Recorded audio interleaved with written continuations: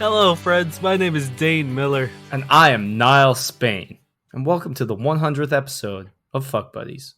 We are a dating and sex advice podcast where we take your sticky, sexy situations and turn them into sexy, sticky situations. Simply put, we take questions from either our fine listeners or the wonderful people of the internet, and we answer them and give advice.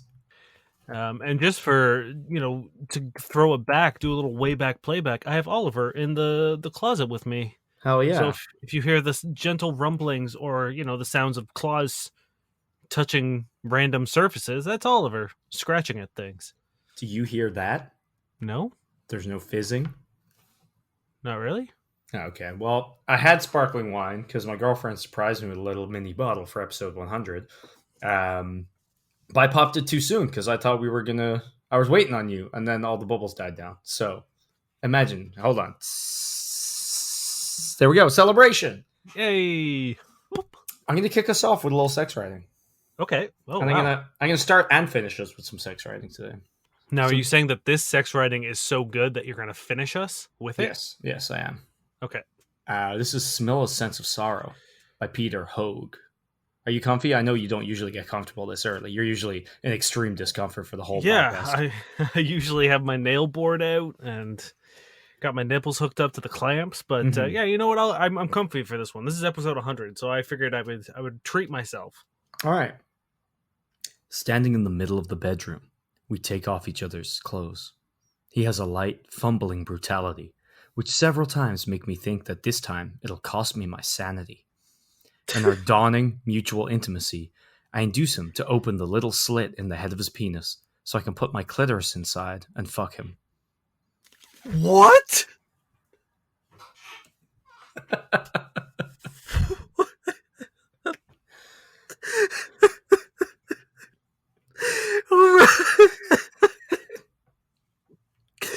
Is that an actual published book?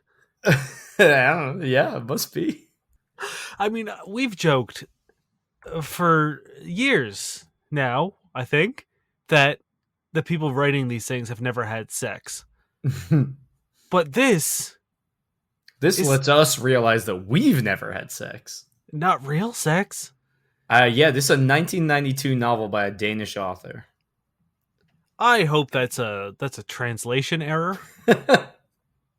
I really hope that somewhere along the lines that just, lost in translation. Because it just fundamentally doesn't understand how anything works. It makes me very uncomfortable. Yes. I mean, just the second anyone says, hey, split your urethra open. Let me take a peep in there. What's going on? That's already. And then the idea that you're going to, I guess, have a clitoris long enough to insert in there? And hard enough. You open that dick for my long hard clitoris. Jesus. Maybe it makes sense in context of the rest of the novel. Anyway, I figured it'd be a good way to prime you for what is going to be just the wettest episode. Fuck me. Okay. In the dick tip with my clitoris? I don't like it. All right. Do you want me to kick us off with a real question? Considering how you just kicked us off there, I don't know if I want you to ever speak a word to me ever again. That's fair. I can just be quiet. Yeah, I think we all just need an hour of silence. Just to sort of pick up the pieces that you've just now shattered our lives. Well, thanks Josh Eagle and the Harvest Cities for their song Paper Stars. And my name's Niall Spain. All right, hit us with a question. All right. Do you want to just keep going, or do you want to dip back up to sanity? No, you've fucking hit the first domino. I'm not going to read the title because okay. It's one of those questions.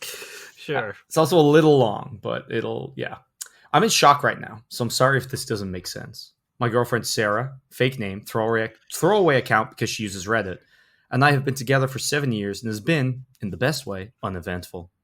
We make a decent income, own a condo in a nice city we both enjoy and get along well. Growing up, I always wanted a dog, and in 2012, we met in 2013, I made the dream come true for myself and adopted my adorable son Rupert, a golden retriever. He and I do everything together, and I would die for him. We are best friends. He's never been ill-behaved, doesn't bark, doesn't beg, enjoys his 3 walks a day, and we go to the park 4 times a week. When Sarah moved in 2015, everything was fine at first, until she started complaining about her underwear going missing. She never had enough underwear to wear and could not figure out why. I assumed the dryer was shredding it or something. She only wears tiny looking underwear, and it's a shitty old 80s dryer. But then at 3 a.m. one night, we wake up to Rupert violently vomiting on the carpet. He puked up stomach acid and her favorite pair of underwear. She was pissed but concerned for him, helped me clean up, called the vet to see if we should come in, and made sure he was snuggled into his dog bed before we went back to sleep. Everything about the encounter was normal, and I was touched to see her care for my baby boy. After that, Rupert had a bad habit of eating her underwear. He would eat at least 3 pairs a week, and would vomit or poop it out. One time it got stuck in his butt, and I had to pull it out. I've spent thousands on imaging to make sure it wasn't stuck inside of him. I'm happy to report it's never been serious, and he always gets the underwear out no problem, but we've been going crazy trying to figure out how he's been getting it. We implemented a new laundry system where we have 2 baskets, one for her underwear and one for the rest of our clothes, and the underwear basket goes in our shut closet. I was just assuming he was super sneaky or getting it while she was in the shower or some other logical explanation because what is actually happening is too crazy to wrap my head around. I had to go get a COVID test yesterday prior to visiting my grandma.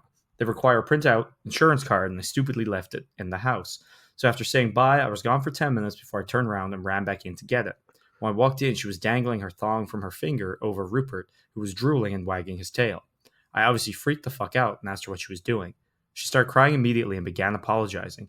She said she saw how much he liked it and thought it was a treat for him because he hunted it out so hard the first few times. Said she didn't do it often, but sometimes when I left, she would give it to him so he would like her more. She's worried that I like the dog more than her. And now I think I do, if this was intentional. I love her so much and do not want to lose her. She wasn't raised with dogs or animals due to extreme allergies in her little sister, so I really think she just didn't know. She doesn't even like dogs that much, except for Rupert. I really think she didn't know any better. Is there any coming back from this? Please help. I asked her to go to a friend's house while I took Rupert to the vet, and luckily he's fine, but I don't feel like I can bring him back around her. And this is by my 28-year-old male dog has been getting sick from eating my girlfriend's underwear, and I thought he was just poorly trained, but I learned my girlfriend has now been feeding it to him on purpose. Welcome to episode 100 once more, people. Oh, God. Isn't the world bad enough now? As by user underwear help, please. Aren't there enough bad things in the world that we don't need this evil? This fucking.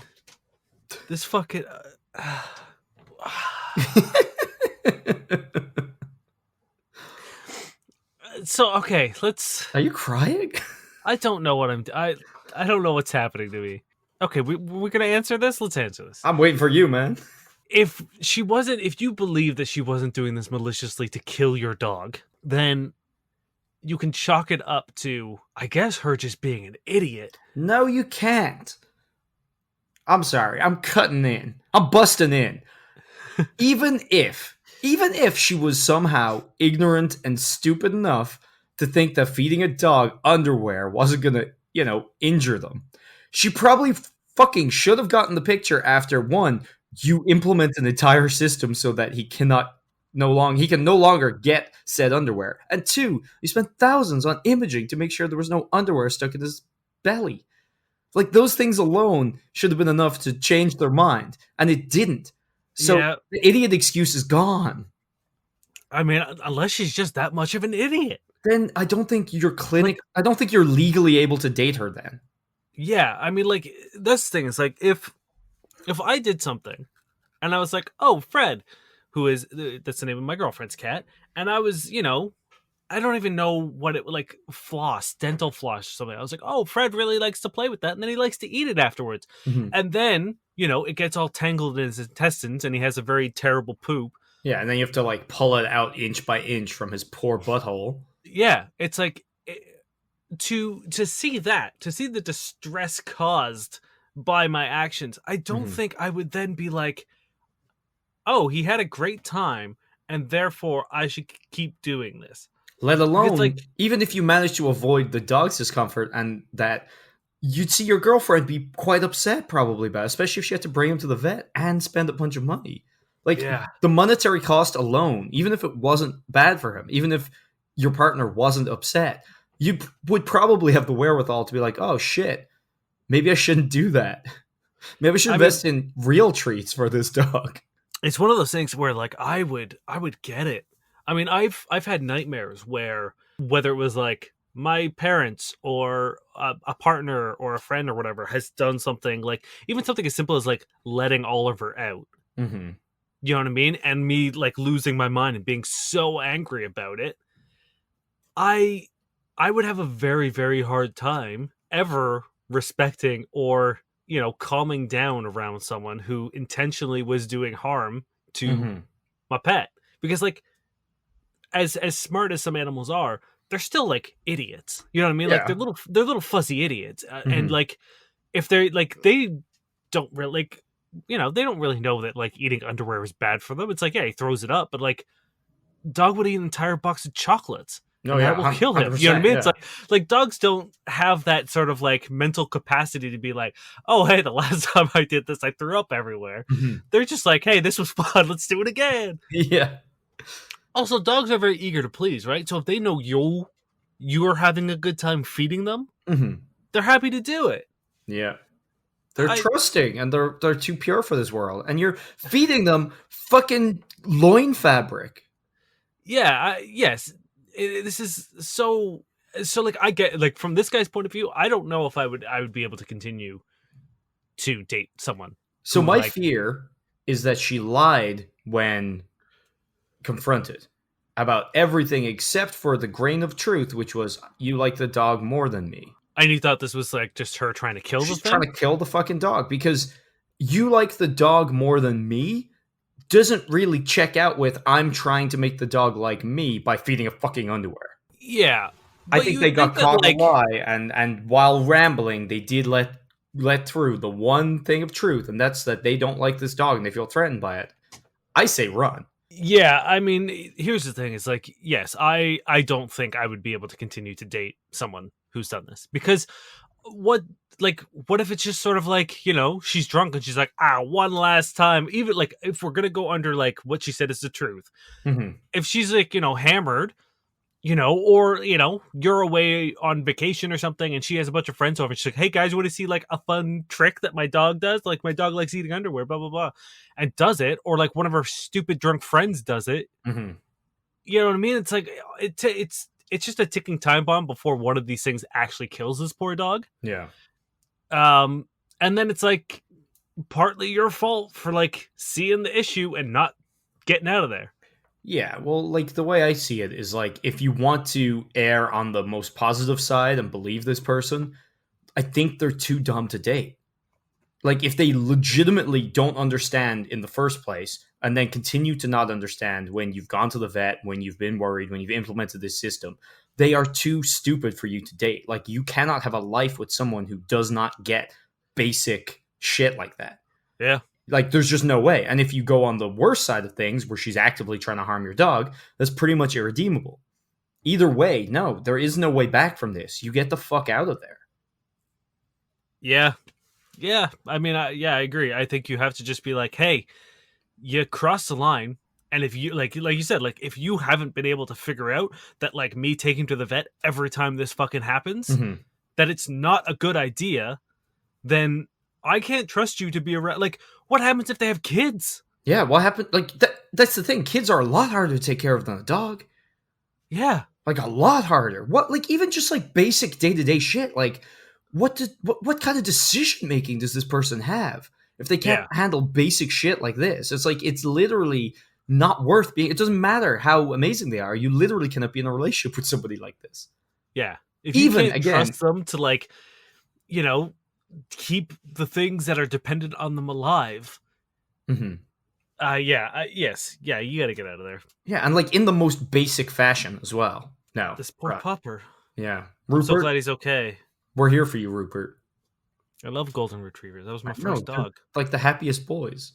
Okay, this comes from a longtime user and listener of ours, Agent Luxury. Hell yeah, She sent us a whole whack of questions. good. She did want to update and say that her and her boyfriend are still together and Hell they yeah. are still having really really great sex. Hell yeah. And she thanked us for our hand job and blow job techniques that we shared with her. One of her That was really funny. That was like one of the most awkward moments of the last 100 episodes. Just like half a meter away from each other, staring into each other's eyes and talking about hand jobs. Like, because you guys don't get to see our like hand movements and Oh yeah, shit. yeah. We were pretty much simulating Yeah, and it was just like funny because it's like, it was just like at one point I remember Jury, I'm just like staring you dead in the eyes because like it's weird. It's almost weirder if I'm looking anywhere else. And like it wasn't all that awkward, but it was definitely one of the most awkward moments we've had in the entire podcast, and it was a lot of yeah. fun. Man, is it weird that I forget that you used to sit across from me when we did this? The heat of sitting in that closet with you has never left my soul. Like it's charred slightly. I cannot forget. Anyway, continue. So Agent Luxury asks, a while back I asked my boyfriend what things he's always wanted to try, and he said a threesome. He also said that he imagines most guys in the world probably thinks the same thing, especially with two girls. I personally don't think I will ever be okay with any type of non-monogamous sex, just because that's the type of relationship I want. I explained this, and he said that's fine, but a part of me always feels like like it's something that I will never be able to give to him. And it sometimes makes you think that sort of a sexual incompatibility will cause issues. So the questions are: one, or do most guys really want that slash fantasize about that? And two, how can I cope with the fact that he wants this, and I will never be okay with it? Side note: at this point, I can see us being together for a long time. So does he. We talk about what we'll do when we finish our PhDs. Also, fucking cool that you guys are both Hell going for yeah. your PhDs. Where we'll live, when we want kids, and he's even called my parents the in-laws, even when we aren't engaged, etc. Yeah. Well, I think it is like a very common fantasy for guys and I stuff. would, yeah, I would put it on like probably the top of the list that like Yeah, most people have, or especially dudes, have a threesome fantasy. yeah. And I think that that's a good thing because like it's not like this niche thing that's unique to him that is going to be a deal breaker. I think most people know that in their relationship that's not going to happen because like it's really not all that common that couples are okay with something like that. So the good thing is like, and I'm telling you now, I don't think it's going to be a deal breaker whatsoever. And you never know, as you guys get older and more comfortable and more bored with what you're doing right now, maybe one day you'll be open for it or he'll be open to something else, but it doesn't really matter because I really don't think it's one of those like powerful fantasies that would break anybody up. I think it's just like a constant like that'll be fun and then you get over it. Yeah, yeah, and the thing is like if like you don't have to be on board with every one of your partner's sexual fantasies. No. You know what I mean? It's like the nice thing is you asked Hmm. and he told you honestly. Yeah, You know I what I mean? think So it's like I think that's the takeaway here is like that's awesome. The fact that you were willing to sort of be like, "Hey, what are you into?" And he was not afraid to be like, "Nothing, baby. Like everything's fine. I love everything." Like it's a pretty scary thing for dudes to be like, "I would be into a threesome," because it's a slippery slope of people misinterpreting that as being like you're not enough. mhm. So the fact that he trusted you with that and the fact that you're willing to discuss those kind of things is a really good sign for your relationship. 100%. Like that's all I was thinking of when you were talking about this is that like those are the kind of like gold flags, really. You know what I mean? Like you have honesty on both sides and like compassion. Like you're willing to be compassionate to yourself and not compromise on what you want to do, but you're also worried about them and that as well. Like it's really nice that you guys clearly care about each other a lot, can be honest with yourselves, and are like sexually open enough to discuss these things without like insecurity or like anything else kind of getting in the way. Yeah, and you touched on it briefly. It's like don't be quick to say that like you're never going to want something because I don't know how long you guys have been together, but like eventually there comes a point where, maybe it might be worth looking into. Maybe you guys meet someone who just kind of like clicks with both of you and it might be something that you could be interested in. Granted, now like if you're not into women, I would strongly suggest not pursuing a threesome because when everyone isn't into each other, threesomes are fucking terrible. Yeah, I think that's a good thing to bring up is like, it's great that you want to kind of like satisfy your partner's like fantasies and all that, but like there's a difference between like if you ever did decide to do it just because it could be like a really shitty thing for both of you guys if you're not, you know what I mean? Like if you're not into it, like you're not enjoying it, it's probably not going to be a fun experience. And you're just going to end up No. off for it at the end. So it's like I think like related advice is like don't go for something that you're not into just for the sake of You know what I mean? Pleasing someone because you'll probably end up doing it worse. Obviously there are Yeah. different degrees of like, oh, okay, I can kind of get into this, or like I really hate this, but I'm doing it because. But I do think that's something to be careful of. Yeah. I mean, like, I remember I've had two threesomes where that's been the situation. I was once with, they were a lady couple, but one of them was bisexual, and she was like, "We'll bring you in," but the her partner was strictly a lesbian and had no interest in me, and like it was so weird because the whole time I was like, I don't want to touch you because I know you're not into that. So it was almost like having like an obstacle course where like you're constantly trying not to touch the other person, and like that's not fun. Like No. sex shouldn't be that cerebral, you know what I mean? Like it shouldn't be about like being careful and avoiding things, especially not a whole other person in the mix. And then I had another one where like the two girls weren't into each other. Like they weren't into women, and the whole time I was like, I'm the thing that ties this all together, and I'm not having fun because I have to focus on two things, and if I'm not focusing equally, I'm worried that you're not having fun. Like otherwise, you're just gonna be sitting there watching. I I'm like, also think. that's. Sorry, continue. I was gonna say it's like 9 times out of 10, like that's not really what threesomes are about. You know what I mean? It's like the active participation of all three people is really, the point of it, and really when it shines and is fun. hmm I also think like the threesome fantasy is usually a pretty passive fantasy for people where it's like, yeah, that'd be fun, but like they've never really stopped to think about it. And if it ever became a reality, I always feel like there's a secondary, like, okay, shit, now that's real, I have to actually consider it. And sometimes people don't even like that. Like they get thrown off by how to act and what to do, and like they get in their own head about it as well. Like I've seen a bunch of questions on Reddit where it's like, I've always wanted this, but now that's happening, I'm freaking out. And like sometimes they actually aren't into it, Yeah, And I think that's a good thing as well because it is one of these fantasies, but it's not like, again, like not this active kind of like burning thing. It's like, sure, that would be cool, but I think I think there's a lot of societal sort of like influence as well of being Mhm. like, it's kind of like the holy grail. If you have two women, you're better. But Yeah. that's not at all true. You know what I mean? It's like it's pretty much like a hang up from every like comedy in the like mid the 90s and the 2000s, right? It's like Yeah. threesome was always like the best. So like I definitely wouldn't worry about it. I don't think it's one of those things that's overwhelming to any degree. And if it was, I'm sure it would have come up a lot more often and a lot sooner. Yeah, there would have been a lot more angling and a lot more like, oh, look at her. What is she doing? Blah, blah, blah, blah, Yeah. blah. You know what I mean? Like if it was that sort of, and like, let me tell you, that's the easiest way to never have a threesome. Yeah.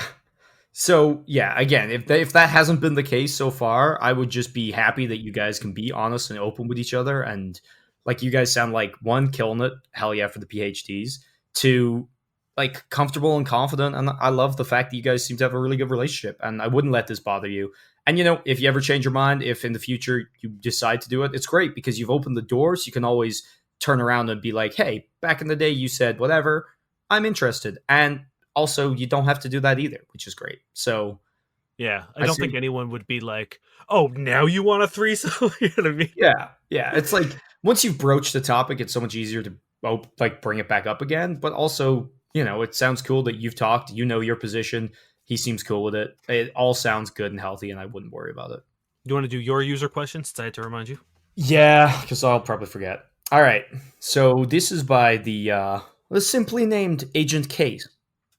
They say, "Congratulations on your 100th episode." Thanks. And they want to know what's the appropriate way to date someone you knew as a kid who is now back in town and going through a divorce. They also recently matched on Bumble, so it is relative to online dating. She thought that he was still with his girlfriend as their Facebook friends, and as they are Facebook friends, and thought they were married and matched him out of curiosity. Does it still say they're married on their Facebook profile? Because I would be worried that it's not true. You think to double check that the divorce is real first? Yeah, I would. I don't know how you would go about doing that, but I think that's worth being because, like, being able to like stay married on your public profiles, and then Mhm. when someone catches you, just be like, oh, now we're actually going through a divorce. Again, I don't really know how to do that without getting real creepy and real pryy. So I will say It is Ireland, so I don't think you could get away with it because there's so little people and everybody knows everybody to a certain degree, especially on fucking online dating. Like it's almost impossible to find new people on that. That I really think so many people would be pinging his profile that it would get back to his wife. So I'm Right. imagining Okay. it's real. Okay. Again, I'm not 100%, and like it's been a long time since I've been single in Ireland, but from everyone I talk to back home, that's one of their major like negatives about online dating in Ireland is that you just find people you know all the fucking time. So Fair. Okay. I'm gonna go out and say I sure it's real, Okay. Cool. Um. but just in case, that's some advice. Double check. Yeah. I don't know what really the problem is. Is like how how would you not like just date them like a normal person, like as if you would date anyone else? Well, I think there are certain things to be aware of. Certainly, like if someone's just out of a divorce, it's very possible they don't want to get into a relationship anytime immediately. You know what I mean? Yes. So So yeah, if you're looking for to lock someone down, I would maybe hard pass on this because like there's if this guy's still in the process of getting divorced, there's no way he's in like a mental headspace, regardless of what he tells you, to like jump into another relationship. yeah, so I would like if you just want to like hook up or have something casual, like fine, you know what I mean? But I think like that's kind of the main thing that I would think of is like to make sure that you know what you're signing up for because it is highly possible that he's not ready for a relationship considering the divorce. And if he is, it's highly possible that it would be a terrible relationship with him so soon out of what was presumably a long-term relationship, you know? Yeah, and also like divorces are fucking stressful. So it's like Mhm. there's that layer of sort of like anxiety and pressure that's on him as well. So like you might not be getting true, whoever. You're Yeah. getting like middle of divorce whoever, Hmm. which I imagine is not anyone's sort of like best foot forward. Yeah. And like I don't know because you said they're like back in town, so I don't know if like they left their wife wherever they were and are back by themselves, or if like their wife is also kind of from the area or whatever. But like that's another thing you kind of have to be aware of is that like if you're getting involved with him and like his wife and the people that know his wife and family are all around, like maybe things can get weird with them as well. Like I guess it depends who's breaking up with who and how and what's going on. But like again, Ireland being small and everyone knowing everybody, it's like sometimes it's not that the most fun to get involved with either, right? Especially if the divorce hasn't even gone through. You don't want to then, you know, be involved in the process. Yeah, I mean, like, that's a really good point of being like, it's always suspect when you break up with someone and they're dating someone almost immediately. Yeah. You know what I mean? Because, like, there's always that sort of in the back of your mind being like, oh, is this the reason you broke up? Like, were you cheating on her with them? Were you know what I mean? Like, there's that sort of being like, ah, that was awfully quick, Steven. So maybe consider that.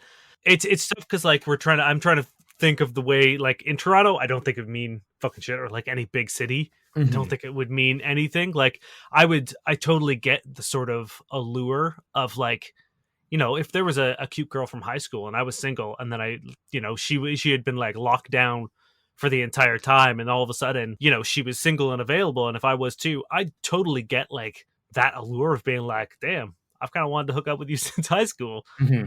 and now's my chance. I get that pull for sure. Yeah. Well, I'm hoping, like, again, if it's not a case of, wanting a serious relationship off the bat, it's not a case of like weirdness surrounding the whole divorce, whatever. This could be fucking awesome, especially for them as well, right? Because like it always sucks when you're coming out of a relationship or you're re-entering single life and to have somebody you know and trust and like have a connection with and then to turn things from friends to something more sexual, it could be fucking awesome. You know what I mean? Like that can do a lot to rebuild your confidence and your like faith in humanity. I know it sounds dramatic, but like we've all been there coming out of relationships and like also clearly you like this person and you guys get on and you matched on Bumble, so clearly there's a connection there as well. So there seems like, I know we said a lot of negative things a second ago, but it seems like there are also a lot of really positive things here, and it could be a really awesome situation. So like 100% go for it. Just maybe keep some of the other things in mind. Yeah, test the waters before you fucking jump in, but like, there's no reason that you shouldn't go for a swim. Mm-hmm. And like for all we know, they might have been like separated or like broken up, but still married for a while. So like if it is one of those cases where the divorce is just taking a long time to get around or whatever, then maybe they will be slightly more ready for a relationship. I still think it's best to play it slow or just keep it casual, but it's up to you. Yeah. So this is another question from Asian Luxury. She sent me a bunch. Hell yeah. I recently tried wearing a thong, and it really turned on my boyfriend. And it turned me on too, just knowing it was turning him on, more so than being naked. What are some other instances of things that your girlfriends have done/worn that really turn you on, even more so than seeing them naked? Ooh. Well, there's always the obvious ones. Like you can get a costume, cheerleader, nun, builder, What? train, Man. train conductor. Baby, please, please, please put on that construction worker. I I need think, it. I I'm think just, one of can my you cat call me, please. swing that rebar around. Now fuck my dick tip with your clit. Stop it. So I think like costumes are a very obvious and easy one. You like doing underwear. How about like skirt no underwear or dress no underwear? Uh-huh. That one's fun. How about trench coat, nothing underneath? That one's fun. I don't know. I don't know how I feel about that one. But that's fine. If that's your Have you flavor, I'm ever not. had anybody trench coat naked to your door? Yeah. It's great. I mean, it's cool. Well, what's wrong with it? I don't know. I really enjoy taking clothing off. So Mhm. like if my job is already done, I'm a little sad. I'm a little Yeah, like but like I feel let's like cheated out of the experience. okay, this isn't every time. If it was every time, it would get weird. And also, like, maybe they're just into, like, what's the word I'm looking for? Like, I mean, exhibitionism. I How many guess schools do if they walk past on the way to your place? It could be dodgy. I don't know. But once in a while, it's I fine. guess if I didn't know about it, yeah, I guess you're right. If I was just booty calling someone and they showed up like that, I think I'd be like, okay, Yeah. all right. But I think it would be a one-time thing for me. I Yeah. don't think I would want it to be like, every other time or like At what point did I suggest doing that multiple times, Dane? you said specifically every time, never wear clothes ever again, only a trench coat. Wait, I'm going to check with our stenographer. Oh, shit. Yeah, I said those exact words. Sorry. You did I say guess I that. just blacked out from. Honestly, I just keep imagining a clit penetrating my penis. So I don't really Yeah. know half of what I'm saying. This episode is going to be like 7 hours long because we literally every time you say that we just black out for about an hour. The ache alone just makes it hard for my thoughts to just formulate. I'm a really really big fan of like a loose t-shirt. I know it's not like the sexiest thing, but like Okay, what's under this loose t-shirt, Dane? nothing. I don't. I like taking multiple items of clothes off. I'm Dane. Now I'm gonna do almost the exact same thing, but you lift it up instead of opening it like a fucking coat. Wait, what? No, I like leave the clothing on. That's fine. You can leave the trench coat on too. How you gonna Also, stick to the trench coat? you are completely contradicting yourself. You said you like to take clothes off, and then you just tried to contradict me by saying keep the fucking clothes on. Dane, get out. You're done. I've never said that. I'll make Stenographer, sure. let me check in. Ah, fuck, I did say that. Yeah. I will make sure you never podcast in this town again. Nothing but knee-high socks. Yes. Or Oh just man. or match skirt no underwear with knee-high socks. Yeah, I'm a big fan of like keeping like even if they're not knee high, like long socks, high Mhm. socks on. There's something about it that's just like there's something about keeping like one article of clothing on Mhm. that makes it seem sort of like I don't Riskier. know. Yeah, or like you needed it so badly that you didn't have time to completely undress. Like Mhm. that Well, kind of gets me. Also like the way that boobs move under a shirt, like a t-shirt, mhm. it is one of the life's simplest pleasures. 100%. Clothed sex can be really fun. So, like, try the no underwear dress or skirt thing, but also try kind of a medley of what me and Dane just mentioned, where it's like you start doing whatever while you're fully clothed, and then you just pull your underwear to the side, Yeah. or even just like barely off you, and like just keep everything you're wearing on apart from that. That can be really fun too. Yep. Again, not all the time, Now, she also asked, what are some things that they've done? So not just war, but like, is there something that they Not do just, something? not just war. Like, sorry, it sounds like WAR. Yeah, that's what I mean. Oh shit, yeah. No, war does turn me on a lot. Oh my god, yes. See, that's a vaguer question. Or it's not vague, but like there's so many things to choose from that it's kind of like I don't know. I always find like just changing things up is fun. You know what I mean? Like if he's usually the one to initiate or take control, you be the one to initiate or take control. If or vice versa, you know? Um if you usually have sex in the bedroom, jump him when you're in the living room or, while he's working from home at a Zoom meeting and you're under the desk. No, don't do that. His O face will give it away. But just like shaking things up like that is really fun. There's also something to be said about like if you tend to have like a longer lead up towards sex. Hmm. You know what I mean? Like if you guys are heavy into foreplay, there's something to be said about like just kind of, going right to it. And You know that what I mean? Sort of like subverting expectation, like you said, sort of like changing it up. You know what I mean? Because there's nothing that sort of like slows the sex role like monotony and mhm. doing the same thing over and over again. And there's nothing wrong with having a consistent sex life. I don't want to make it sound like you need to fucking do something crazy every fucking time. You don't. But just every now and then, like Niall said, if something has changed, if something's a little different, like you break the rhythm just a Mhm. little bit, it's night and day. Like it's such a huge difference. Even if you're just doing something as small as, you know, he just got out of the shower and you know, take his towel off and sort of like start giving a hand job. Yeah, 100%. And like that can play quite well into the clothed sex as well if you just get to it really quickly. And if you usually get to it really quickly, slow things down. Give him like an achingly slow blowjob, you Yeah. know? Drag it out or just pin him down and sit in his face. Hmm. I feel like it's all about shaking things up. You guys have already had these talks. You know what I mean? Like you literally asked him what he was into. I don't think there's also nothing wrong with just sort of being like if he's you know, playing video games or something on the couch or watching a movie or, just sitting in bed reading a book. There's nothing wrong with you like coming up beside him being like, what would you think if I, sucked your cock right now? Hmm.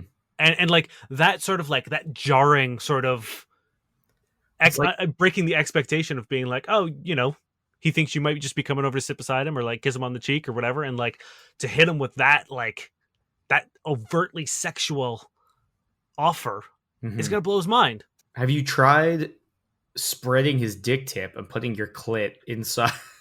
God damn it. Please. Oh, by the way, just in case anyone is listening and is, you know, ever considering that, don't. Right? We're agreed on this. Don't ever. Right? I feel like, hey, okay, we're not here to tell people what they should or shouldn't do. I mean, we kind of are, but I feel like if that's ever going to happen, the man has to initiate. Well, yes, you can't just spread someone's dick tip without express consent and desire. Yeah, like this is not a game that you play ever. But I think you have sort of unlimited options, and I think it is just sort of act on impulse. You know what I mean? Don't overthink it. Don't double think yourself. Just sort of be like, if there's ever a time where like you're struck by that horny feeling, just do it. Just move. Even if you're like, I don't know if now is the right time. Hit them with it. Unless it's like a funeral or something, don't do it then. Grief is an arousing force. Yeah, it's the strongest aphrodisiac. That's what I was trying to say. As we all learned from the 90s and 2000s comedies. So do hit them at a funeral. Yeah. Okay, you ready? Yep. Or do you got anything else to throw in there? Nope. This is by Throw RA Competition. I, 30-year-old male, have been married to my wife Helen, 26-year-old female, for 4 years now and together for 7. She's been my rock, my savior through a lot of my early struggles, and we have 2 children, a 1-year-old and a 2.5 years old. Problem we're having is difficult to deal with because I do not know what the correct move is. I have an employee, Layla, 23-year-old, that works for me, functioning as both my sales partner and my number cruncher. She's been working for me for almost 3 years now. My wife is convinced she has strong feelings for me. Is it because of literally anything Layla has done or said to me? Nope. So why does my wife think Layla is in love with me? Because my wife thinks she has found Layla's online anonymous story about me and her. There's a bit of history to this that makes the situation even stickier. My wife used to be a writer for an online children's show slash web series. Writing is her passion. She worked hard at her job, but in 2016, another writer, who we'll call Writer X, started bullying her. I'll spare the details, but it ended in several other writers ganging up on her and basically canceling her. We've had serious long-term repercussions to my wife's confidence and self-worth, which we've been working on. I thought things were getting better, especially since we've had kids. My wife has a new calling in life to make an awesome home for our family. But her mood took a nosedive a bit more a few months ago when she was checking up on Writer X and found the writer's blog was picking up some traction, writing weekly installments to a romance story. It has some non-negligible coincidences. Her character applies to a small business, and the interview is unconventional, involved walking around the city and talking. Her character's boss's name is not a real name, entirely made up, but has the same initials as mine, and her character travels with her boss on long-distance sales trips, including one specific city in her story that we also went to. Every single week, she updates this long-running story on her blog, and the two main characters are her and her boss. I'll be honest, I haven't read through the story because it's huge, but I know it involves tons of sexual tension, flirting, teasing, will they won't they vibes, and explicit dream sequences involving the characters. My wife is dealing with all this pent-up fury and insecurity about the possibility that it really is Layla, and the fear that some percent of these stories are true. Can't even pin down the problem because every time we talk about it, she'll admit it's silly. She's probably not Layla, and even if it is, why does it matter if she's writing anonymous fanfic about a character with my initials? But even though she says it, she has quasi-panic attacks reading the newest installment, which she religiously reads. She refused both my attempts to get her to talk to a therapist. She's defensive about the situation and refuses to admit there's a problem, but I know on the inside she's living through a weird nightmare where her bully steals away her husband. Does anyone here have any experience with something like this? There's zero chance I'm going to bring this up to Layla. I'm her mentor and her boss, and having this kind of conversation is not how I want to run my company, but my wife's paranoia is chipping away at her sense of reality. 2 days ago when we were having sex, she did something she's never done before, which I very much enjoyed, but then the next morning I found out she tried it because writer X's character did it with her boss. Like, what the actual hell can I do when she isn't ready to admit that there's a problem? Oof. There's a few things. Wife thinks her bully is writing romance fiction about me. So does the wife not know who writer X is? Presumably not. Because, like, that seems weird that you worked with this person and they have somehow, like, managed to bully you, get all of the coworkers to then bully you, and get you fired from a job. How did you not know who... I assume it was, like, via online. Okay. So whatever she was writing or whatever was going out, like, online, a bunch of writers started, like, harassing her and ganging up and canceling her. I assume it wasn't, like, in work. Oh, I thought it was, like... I thought they all worked together as writers on the same show. No, I don't believe so. Because otherwise this doesn't make any sense. Yeah. And that's why I was just like, surely you know if they're the same people. Like, surely the solution is, you know, invite your wife out for lunch when you and Layla are having lunch and be like, is this her? Yeah, well, I know, like, most of the, like, on, like, most writer bullying and writer canceling just happens online, like, usually Twitter. That's fair, yes. That's kind of what I'm assuming. I thought it was like a writer's room, like, situation where they all were working on the same show together. But I mean, even still, I imagine if this writer is trying to gain traction, they're using a name. I mean, I guess, yes, it could be a fake name, but, like, it should be easy enough to, like, search that up, wouldn't it? You would imagine so. Like, they might just have an online blog that, like, is anonymous, which, like, if they're doing something on the smuttier side, they might not want related to their actual profession, you know? Especially if it's, if they were in, like, children's shows as well, like the other person was. Like, I assume there's some connection there. But they said that the blog is written by writer X. Yes, what I'm saying is, if you're writing a smutty blog, you probably don't want to connect it to your real name, right? But it might be your online persona that you also use to bully people. Right. Okay. So writer X and the blog could be the same. Because again, if you're going to be a shitbag and, like, bully people to the point where they, like, you know, you're effectively harassing people, you probably also don't want that connected to you professionally. Yeah. So I mean, like, short of doing that kind of detective work and being like, see, this is who they are. Here's a Facebook profile for this person that is not Layla. Check it out. That's the thing. If it is, you gotta smoke her out. I think there's a few ways to do this. I think you could do the detective route where you try and, like, maybe get onto her, like, oh, I'm from Erotic Weekly, you know, hey, I'm from Fuck Buddies Podcast, and we want to feature your erotic story. would we be able to get a picture, maybe even just a Skype call? We're gonna have you on an episode. Fuck, we will do this. If you message us in, we will invite her to be on the podcast, and you can be like, oh shit, that's Layla's voice right there. But other than that, I think the way you got to do it is to catch a fox, you gotta be foxy. So you need to come up with a brand new habit, something fucking bizarre, like something like inescapable, right? Like maybe you start, those like chewing tobacco and like those buckets that go thing. Like maybe you just gotta carry one around everywhere, or like Gotta get that chew going, baby. right? Maybe like really dry crackers all the time to the point where like when you talk, like a little mist of like cracker dust comes out because you just won't drink water, but you can't stop eating dry crackers. No, that's not going to work because this person is painting them as like they're not going to turn their main character into unattractive. Even what you better, need to do is you need to start wearing a distinctive thing. Well, you're putting down, you're getting down when I'm putting up or whatever. You're putting up when I'm putting down. I don't know what the term is right now because I'm picking up what you're putting down. About a clitoris penetrating my penis. Yeah, you know what I'm saying. Because either one way, you are so unattractive that they stop and everything's solved, or it can't help but show up in the story. Maybe you start calling yourself the kid. Hey, that's my thing. I believe not.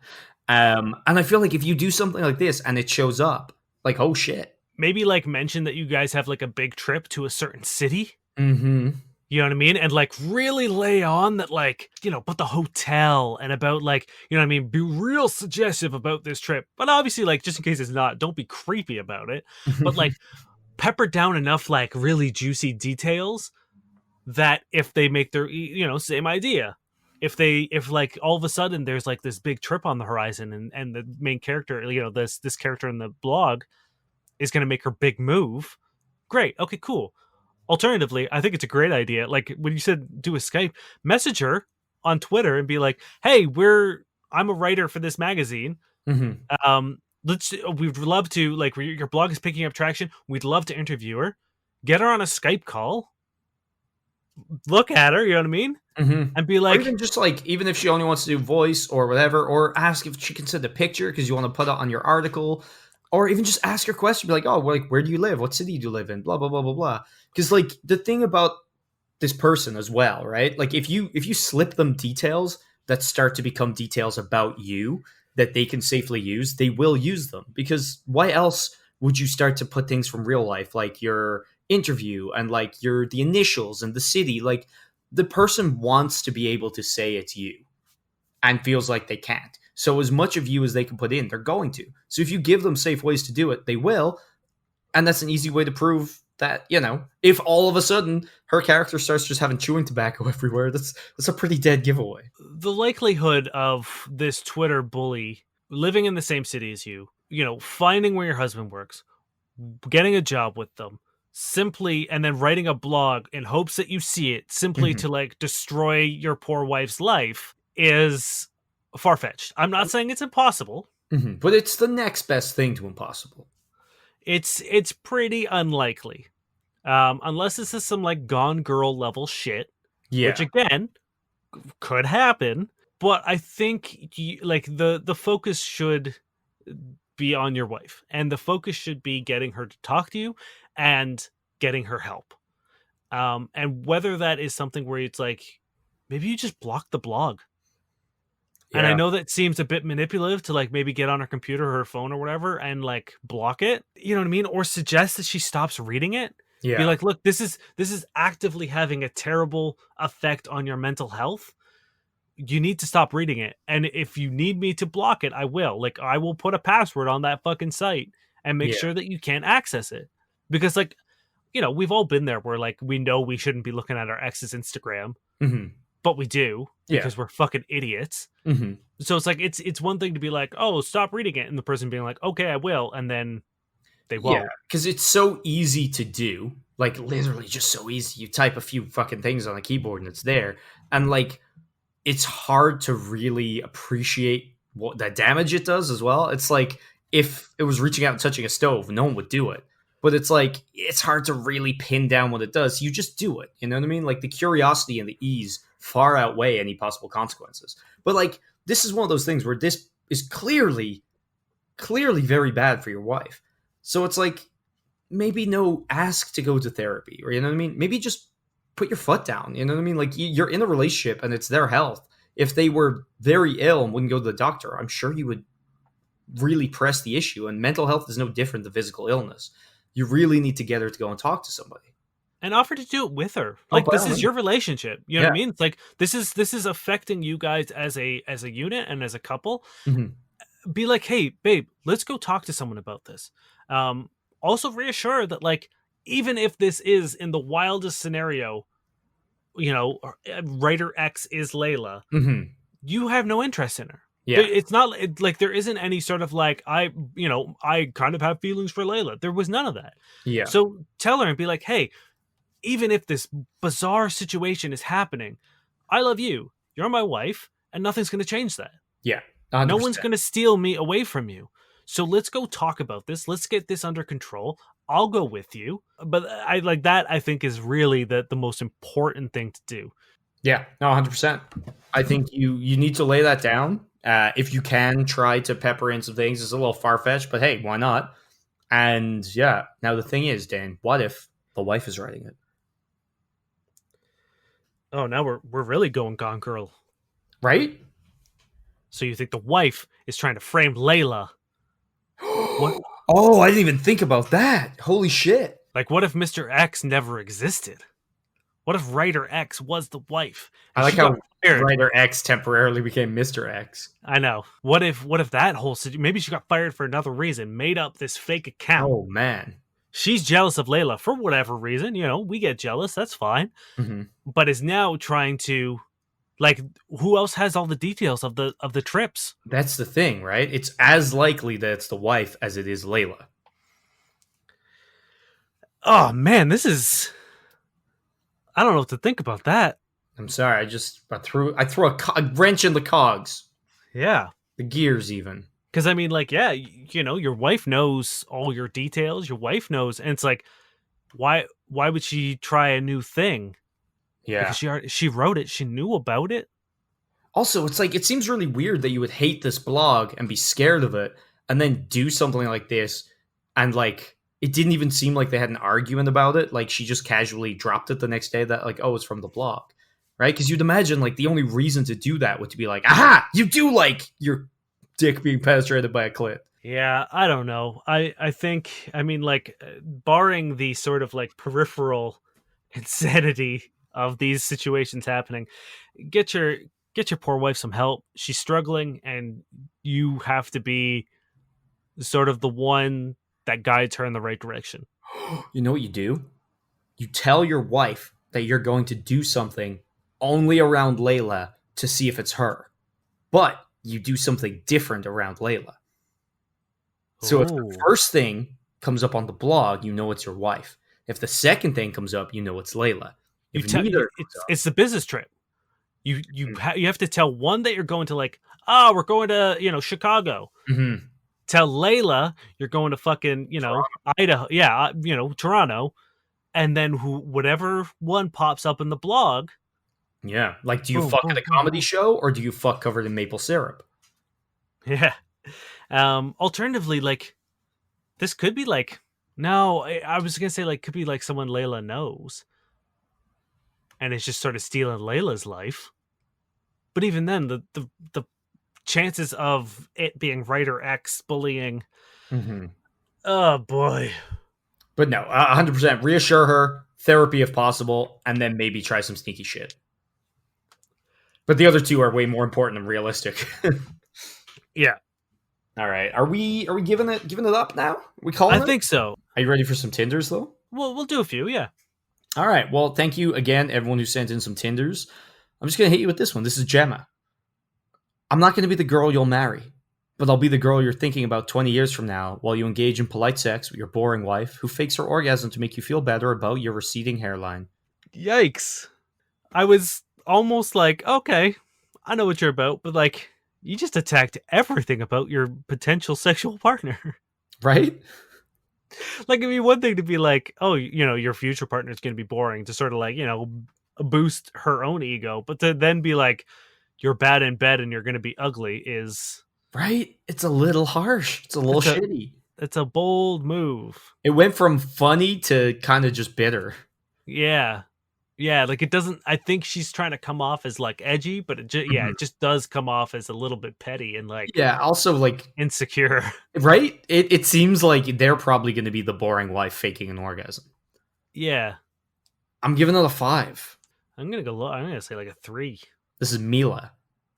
Gentlemen, stop asking about my job. In my humble opinion, your job is seen as a major reflection of your status and worth as a person. Unfairly, I would say, but social norms aren't often fair. So to ask someone what they do is to be very direct about wanting to know their social rank, in a way. It can make people uncomfortable or insecure if their job isn't as prestigious as they want it to be, or they're in a low prestige job compared to most people in the world. Respect, please. Pray emoji. I mean, I don't disagree with her. It's just a weird thing to put on your dating profile. I literally, word for word, my exact thoughts. What is her job? I mean, if there's one thing to like it, it's the button situation, right? Like if there's one way to get someone to want to talk about something you don't want to talk about, tell them not to talk about it and then go on a tirade. It's The the same thing, only like, thing hey, on that her button, profile. don't press it. Don't Yeah. press it. It's like, of course, everyone is going to want to press that button. Mm-hmm. Meanwhile, she's like posing with like all the Louis Vuitton and like a diamond ring and like fancy glasses and like So a really here's like and she's like posed perfectly in the snow with all these like social status symbols very much on display. So it's like I don't know, the irony here. I don't think it's irony. I think it is specifically she wants to be asked about her job. Well, yes, probably. I think that is like the big thing of her being like, please don't ask me about my job. Look at all the money I make. Look at all my social status. Look at like where I am, in terms of like visual appeal. But please don't ask me about my job. It's like, of course people are gonna ask about the job. And she probably has her like big speech and be like, if you must know, Mm-hmm. it's this. Yeah, it's you know what, you're probably right. I doubt she like actually has a job she's ashamed of or doesn't like. Of course. Because like you probably wouldn't want to draw so much attention to it if that was the case. Right? Yeah, She's like like, if oh, I just don't want everyone to know how socially high I am. yeah, exactly. Either way, I'm giving it like a 2. Yeah, I'm not feeling I'm giving it a 2 as well. All right. It's Christine. Just moved to Buffalo. Loving it so far. Excited to meet new people with social distancing and such. For now, wink. Married and kinda open. Let's chat. Ooh, okay. I was gonna say really boring, but nothing wrong with it. I would definitely like. I don't think it's necessarily a bad thing. I think I would need clarification on what kind of open means. Yeah, kinda open is so fucking vague. Yeah, I don't think it would be enough for me to like say no. Mhm. But that's a yes, but Arguably, I think it's a reddish flag, but it's also a very intriguing thing because it's like, what do you mean, kind of open? I think that's a very good way to open the conversation and continue. You know what I mean? yeah, yeah. I would say yes to this, and I would if the explanation is, oh yeah, we're open. My husband doesn't know though. Yeah, I feel like it That hinges becomes very specifically on how she explains kind of open. yeah. That I think is it's a red flag in my hand. I haven't raised it yet. I certainly haven't stuck it on the ground, but it's in my hand and it's ready to go. Mm-hmm. So I would put it at like a 5 because I don't know which way it would go. Okay, yeah, I agree. 5-6. And lastly, we have Oliver. Oh, my cat! What's They he doing? What's he doing on? he's posing with a paw over his head on a red couch, looking Oh, uninterested. that's my boy. It's yeah. They/them, or as my niece says, boy/girl, like GURL, BOI. Non-monogamous. I teach yoga and run a theater company. My life revolves around yoga, meditation, and art. I'm a Celtic witch, sensitive bitch, cat parent, hoarder of books and records, leprechaun, fairy, and elf. I am a switch. I love to dominate doms, looking for cute dates and handholding. Social and eco-justice lights my fire, rainbow. Smart people who read and love to debate also make me wet. Tell me about something good you read recently, rainbow. I think this is one of those profiles that sort of like goes all in, that does it right. We've had a lot of those like, angry feminists, this, walk through a graveyard, blah, blah, blah, blah, blah, like those ones, and we've trashed them. I think if you're going to do it, I think this is sort of like the right way to do it. I'm still not crazy about it. I think it's still a little too much, but I don't think there's anything there that really sort of like puts me off. I kind of agree. I feel like they're both in the same category, whereas like once they hit a point, one veers wildly into just like try-hardy and annoying and whatever, and this one still kind of seems light and like it's a lot of positive things about themselves. yeah. And I also, find that it throws me off when it like that anger or that sort of like whatever that steez is starts getting projected outward. mhm. You know what I mean? I think that's when it goes off the rails for me. But this is all like, this is what I'm about. And it's like, none of it's really negative or like toxic, in my opinion. Mhm. The Celtic witch elf thing is a bit. Yeah, I'm not gonna lie. Anyone who describes themselves as a mythical creature, I just find painful. Yeah, like And I this is don't know from a about guy. that. This is from a guy who writes fantasy novels. And who's I, literally a leprechaun. I can Any- make that joke because you're not near me. I'm coming. I'm coming to bite your kneecap. Yeah. Anybody who describes themselves as a leprechaun or an elf, like I just, I don't know. Yeah, it's not for me, but I don't know if I wouldn't call it a red flag. No, I'm You know what I giving mean? this person overall a 7. Yeah, I think 7 is right. Let's end this. Okay. Thank you very much for listening. And thank you very much for listening.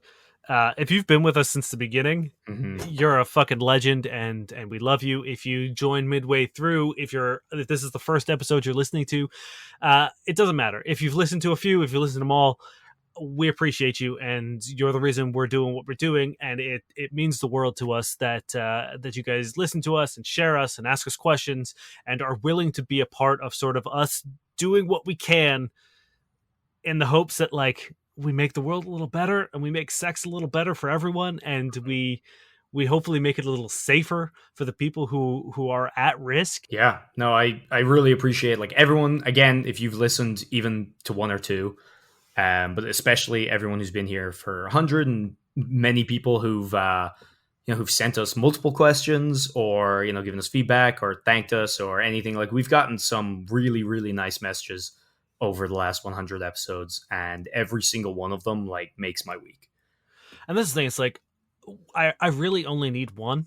You know what I mean? Yeah. Like I like we've talked about it, or we've talked about her a lot. Agent Luxury, when we answered her question, she sent us a very, very, very nice email in response and like an update.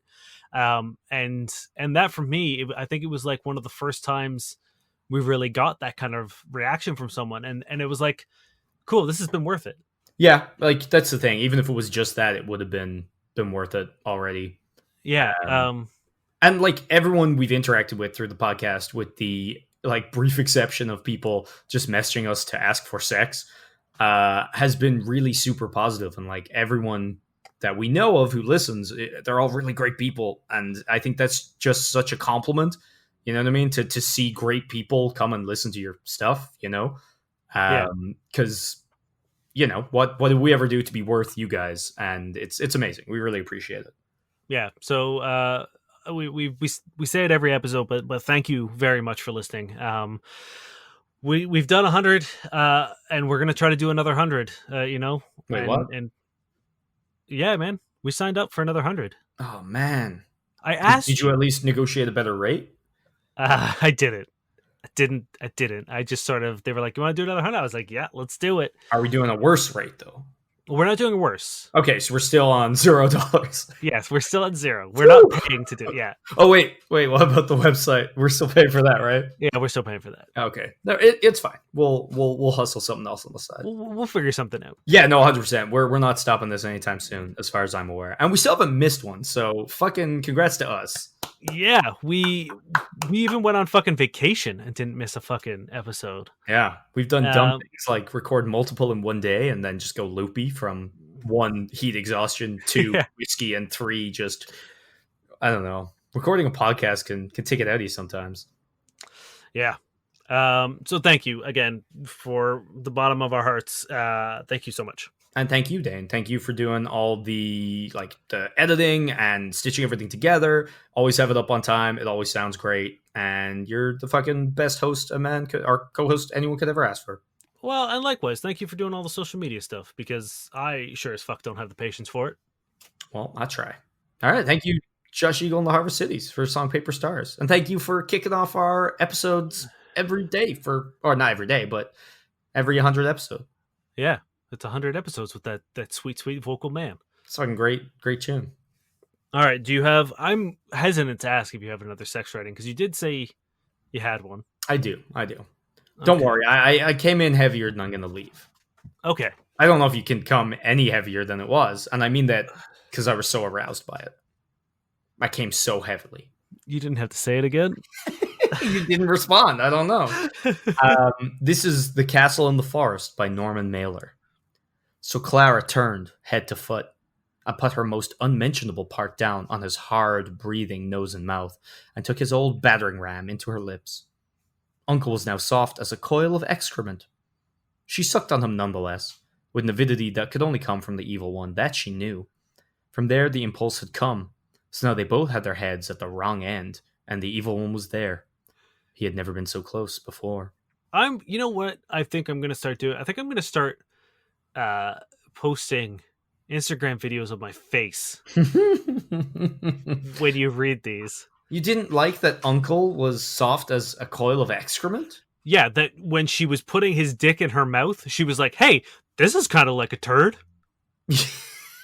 And also Uncle? I mean, yeah, at this point, like, the descriptions of people and, like, who they are in relation to who they're fucking really doesn't mean anything to me anymore. Like, we literally had a fucking, capitalist tycoon shitting himself in a diaper last week, I think. How dare you talk about Donald Trump like that? Oh, what a shithead. Hey, vote, by the way. Oh, yeah, I mean, it's not for Trump. Please, if you're in the States, in the America, register to vote and please put that man out of office and out of, like, just obliterate him from relevancy and Please. Make sure that no one ever talks about him or his stupid family ever again. Yeah.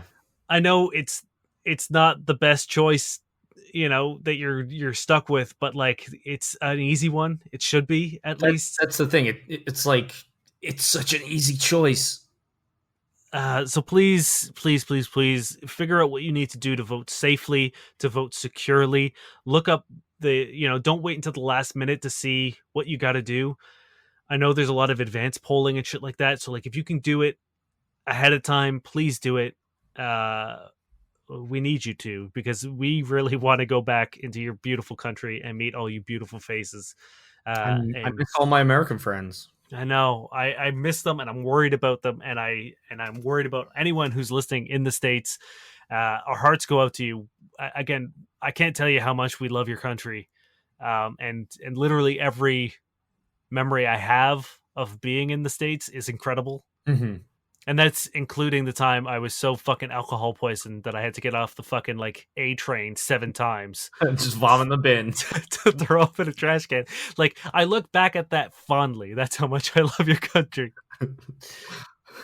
Just the two of us fucked up on hangovers. Just animated fucking Addams Family movie. Just like miserable. Yeah. That was great. Before a 10-hour bus. Oh, God. Yeah. So just stay safe over there, guys, and we should probably stop this podcast now. Yes. To send us off on our 100th episode, I have a delectable little quote, or a Pornhub comment from the Pornhub streaming service. This comes from Jack3M. I was offered sex with a 21-year-old girl today. In exchange, I was supposed to advertise some kind of bathroom cleaner. Of course, I declined, because I'm a person with high moral standards and strong willpower. Just as strong as Ajax, the super strong bathroom cleaner. Now available with scented vanilla or lemon. My name is Dane Miller. And I'm Niall Spain. We have been your fuck buddies. And to see us out at the end, we are going to play. We asked if people would send us in little clips about the show and to wish, to celebrate with us. And we are going to end with that. So thank you very much to the people who sent us the clips. It means the world to us. Hey guys, Agent Freedom here from Brampton. Congrats on the 100 episodes. I'm always looking forward to the next one. Hey guys, it's Agent Valiant Heart here. Just want to say congratulations on 100 episodes. Can't wait to hear the next 100. Hey Dana and Niall, it's Agent Kingdom from the Philippines. Happy 100th episode. Hey Fuck Buddies listeners, it's your friendly neighborhood Spite Witch, stopping in to congratulate Dane and Niall on an incredible 100 episodes. Hey Fuck Buddies, happy 100th episode. Love from your number one friend in the Philippines, Agent Sloan. Hello, Niall and Dane, and congratulations on your 100th episode of Fuck Buddies. Hey, Niall and Dane. Happy 100, guys. Yeah, sure. Hey. Okay. Hello, Niall Spain. Hello, Dane Miller. Happy 100th episode. I love you guys. Niall, Dane, Fuck Buddies podcast universe. Happy 100th. Hi, Niall and Dane. Big congrats on your 100th episode. Happy 100th. You sly old dogs. Happy 100 Fuck Buddies. You guys fucking rule. I'm delighted to see you guys making 100 episodes, but I'm honestly not surprised. I've loved your podcast from the get-go. It's so much fun. I look forward to it every week. Love tuning in every Monday to listen to you guys. Fuck Buddies is such a great way to start my week. Please continue what you're doing because I really enjoy your podcasts every week. Thank you again so much for all of the support that you've given me and the wonderful advice. I've sent you in quite a few questions, and you always come through for me. They've given me a lot of hope for the future, and I can't thank you enough. Over the time, you guys have actually helped me with a couple of my own personal issues, for which I'm very grateful. I'm so excited. I'm so happy for you guys. I'm so happy to be a little part of it. I can't wait to see what else you guys do, how many people you guys reach out to. It's always so fun and entertaining listening to you guys, and I just can't wait to watch you take over the world of sex and dating podcasting. In a year when most people have the communication skills of a fucking alarm clock, Fuck Buddies is here to bring nuance and delicacy to all of your intimate encounters. And remember, if you can't be right, there's always spite. Love ya! It's a huge relief to be able to ask relationship and dating questions without feeling like you're being judged. Keep doing what you're doing. Keep staying anti-sexist and anti-misogyny and all of that.